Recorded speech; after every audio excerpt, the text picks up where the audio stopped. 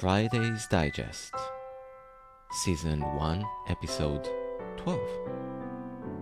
Today I would like to discuss whether cheating on exams is worth it. And to get the ball rolling, we'll start with story time. It's October 2021. I'm at the last 24 hours of med school, the last day of med school. And then I had 2 final exams left. And these 2 exams were 20 hours apart, I had 24 hours with 2 final exams in it. So let's imagine for a second the stress that I experienced at that time. Do you know that pulse racing stress the day you have before an exam? So put another exam on that stressful day. That sounds pretty crazy, right? That was my timetable in my final 24 hours of med school. The first exam of the 2 was an oral test, and it was called At the Patient's Bedside. In this test, you're supposed to prove the diagnostic skills you've accumulated throughout med school. You know, this kind of test that tests you on everything that you know, this kind of test.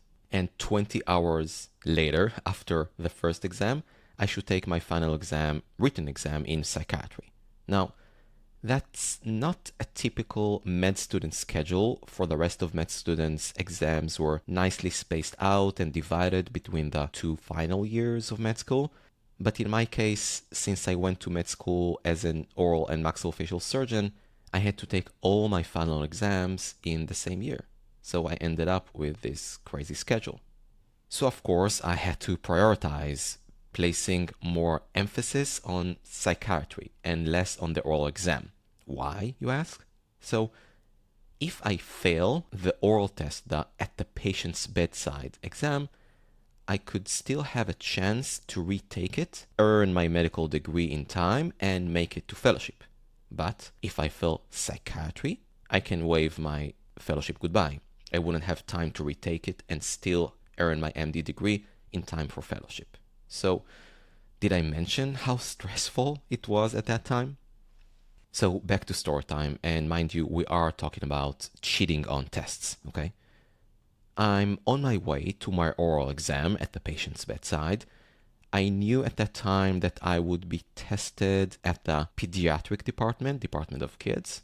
It means that I will walk into a room with an actual sick child and their parent. Then I'll have to review their medical history, perform a physical exam and diagnose, and then propose a treatment plan. All that under the watchful eyes of 2 senior physicians who test me. Now, when I prepared for the oral test, I reviewed the crucial aspects, the most important aspects of pediatric medicine, but I skipped all the fine details. I didn't have time to review everything. And specifically, I skipped 2 subjects of pediatric medicine, one of which was pediatric neurology, it's the nervous system of kids, and pediatric metabolic diseases. I'm not going to even explain what it is. I'll just mention this is extremely, extremely complex subject. So I'm at the pediatric department and the 2 senior physicians call my name, and then we walk together into an actual patient's room. In that room were the patient and her mother, and both of them were aware of my status, my student status, and the fact that I'm being tested, and they were pretty much prepared for my arrival. But the moment I entered the room and I laid eyes on the patient, on the kid, I knew I was in deep, deep trouble. Why?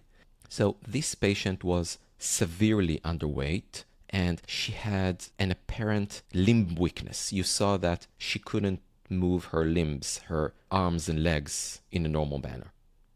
What does that mean, you ask? So this patient might have a neurological issue or a metabolic disease. These were the only 2 subjects I hadn't reviewed, So I'm in deep, deep trouble. This is exactly what I haven't reviewed before my test, and I'm being tested on it. So I took history, her medical history, and performed the physical exam. And then I was taken back to a different room with the two doctors. And they gave me a few minutes to gather my thoughts and reach a diagnosis and recommend a treatment plan. And they left the room. Now, this exam didn't aim to directly test my knowledge, but rather assess my doctor-like thinking and action, okay? But if you make the correct diagnosis and suggest the right treatment plan, you're pretty much certain that you will pass the test. Okay, again, they are testing you on your skills, but if you know the diagnosis and know how to treat, it means much more and you most probably pass the test. Okay, it's a very good thing to know, the actual diagnosis and the treatment, although this is not the essence of the test. I hope I made myself clear. And in those few seconds after they left the room, I started to write, and it was extremely difficult. I didn't really know where to take it. Again, these are the two subjects that I haven't reviewed, pediatric neurology and metabolic diseases of kids. And then a defining moment occurred. Remind you, I'm alone in that room, okay? The two doctors left the room for a few minutes. I glanced back, looked back at the chair behind me. On the chair behind me was my bag. And in my bag were my notes. And in these notes were the answers. All it takes is just a 10-second glance on these notes, and the puzzle of this patient would be solved. I will know the diagnosis, and I will know how to treat it. So I continued to look at my bag, but then I turned back to the desk and continued writing. I didn't open my bag. But why did I look at my bag in the first place? So I finished summarizing the mess I had in my mind, and the two physicians walked into the room, and they started to perform the final part of the exam, where they asked me questions, which of course led to the unavoidable subjects I hadn't reviewed well, pediatric neurology and metabolic diseases. Feeling like a complete fool, my note-packed bag could have been my savior. Okay, it could have saved me, but I chose not to cheat. Fast forward 15 minutes and the test ended. They silently wrote something on the test forms in front of them, and my mind just raced. Did I just fail this test? All I wanted was to pass. I wanted to exit this room and just continue studying for my psychiatry exam the next day. I was so exhausted and so anxious, and then they began to discuss my test. We both think you did very well and have decided that you passed the test. My stunned response to that was, "Really? I passed?" And they both smiled and said, "Yes, with honors." They caught me off guard. "With honors? For real?" I asked. So at that moment, they stopped smiling and looked somewhat confused by my reaction. I felt like a complete idiot at that moment for asking them, "For real? Are you saying that I actually passed the test and with honors?" But I just had to make sure. Don't judge me. And then they added, "This specific patient had been here for a while, and for the first few days, we even didn't know what's her diagnosis." So in my mind, I'm of course cursing them for picking this patient for my test, this complex patient, but it was a happy ending. After thanking them and leaving the room, I thought to myself, if I would have cheated on this test, I would never forgive myself. But it was much more than that. So let's contemplate, let's think about it together.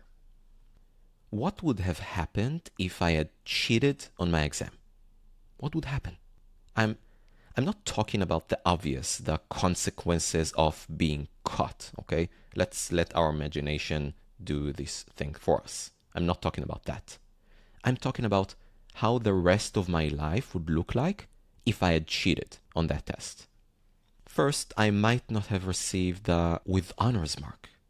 If I had cheated, my answers wouldn't reflect my train of thought, my thought process, and my struggle to reach the diagnosis. And if you can't see my thought process, perhaps I wouldn't get the with honors mark.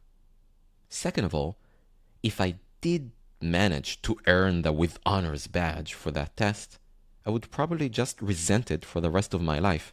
Something so cool to have on your med school log, the with honors mark, but paired with this sensation that I don't deserve it, that sounds like a very, very terrible idea. Third of all, this test taught me something about my abilities. Even when I was confronted with a very complex scenario and tested exactly on what I neglected to review, I didn't review the 2 subjects that mostly related to this patient, still, I used my clinical skills and judgment to solve it. And I did really well at the end. And this confidence from passing this test with honors serves me to this day, and it will continue to serve me in the years to come. Lastly, and this one may sound funny, if I would have cheated on that test, I wouldn't be able to claim that I never cheated on an exam. For example, if my kids will ask me in the future if I ever cheated on a test, right now I could simply say no, and then explain to them how they would lose all the life experiences if they just cheat.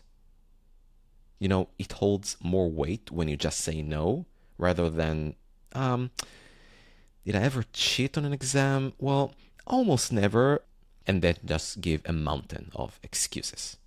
So let's wrap up this story time and sum it up with the 4 reasons why I believe cheating on tests is bad for you. Number 1, pride in accomplishments. Cheating would take away the pride in your achievements. All the fun will be gone. Number 2, learning from failures. Failure will get you where success never will. If you cheat on your exams, you wouldn't have the opportunity to fail and to learn something new. Number 3, discovering your true abilities. When you make it against all odds, you discover your true abilities, and life will surprise you. And lastly, number 4, peace of mind.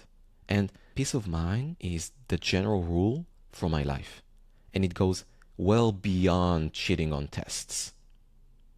I would like to quote Matthew McConaughey. It goes like this: an honest person's pillow is their peace of mind. And when you lay down on the pillow at night, no matter who is on our bed, we all sleep alone. So my take is that I would rather be worry-free and proud when I fall asleep at night. Cheating will just ruin it. With that, we'll end today's podcast. I hope you enjoyed it. Have a great weekend. See you next time.